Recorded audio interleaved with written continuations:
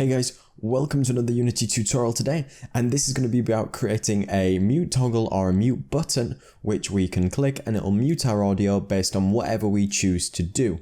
And I'll show you how to simply create the UI, write the little bit of code, and then you can take it away from there.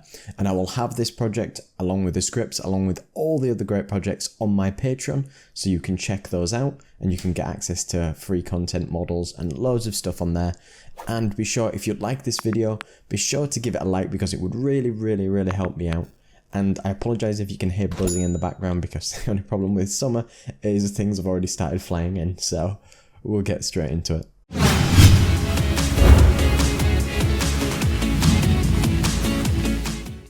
So really, I already have a canvas which you can see here in the middle is my audio settings. Now, you can create that by just right clicking on the hierarchy UI and choosing canvas. And then I just added a title to the top. So it's not really relevant at the moment. If we right click the canvas, click UI, and we just choose the toggle, we get the toggle box by default. You can put that wherever you want. You can drop down the toggle and look at the label. You could set the label to white if you want, and we could just call this mute audio. I've got an audio track that I've just dragged into my hierarchy, and it's on play on awake and loop, and it's a 2D sound. Now we want to be able to mute it, don't we? So on the toggle, you can see that the toggle an on value changed event that we can do, and it's got something called is on, which is currently true. So what we can do is we can start by writing a C# script. So in our project, we can right click, go C#, and we'll just call this mute audio. We'll open up in Visual Studio. We can get rid of the two starting methods.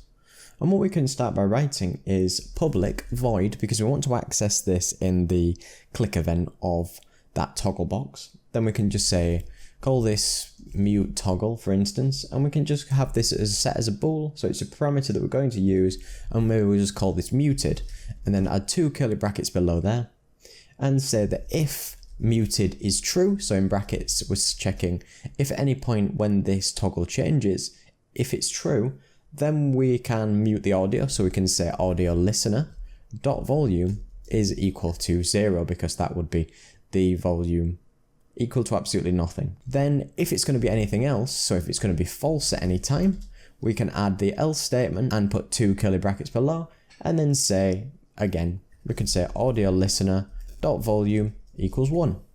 So it's as simple as that. So what we can do is we can go back in here, back into Unity. We can right click, create an empty game object. I'll just reset its transforms. We're just going to rename this audio controller or something that might control what our audio does. We can just add the menu script to that. We could potentially add it just to this actual object here, but it's just so we can easily access it. We can press the little plus, and when it's looking for an object or a set of something to tell it what to do, so we can add the audio controller, and it's looking for a function. We want the mute audio script, and then we can choose the dynamic bool, which is the mute toggle. So we won't actually need to do anything when it does this. So we'd expect that by default the music's going to play, so we'll untick it for now, so it's not currently on when we start, and you can see that it unticked from there, you know, the visual aspect of it. So if we maximize on play, press play now, you can hear the audio in the background. We go to our toggle, press it, and now we've muted our audio. And vice versa, we press it again, it will bring it back. So it was as simple as that to create yourself a little mute toggle. You can, of course, look at my other scripts on my Patreon, which will show you how to do simple saving. So you could save the boolean, which is a true or false, into a little file and then load that whenever you need it to, or affect something else. But this is just a really easy way to do the UI, the toggle, and everything.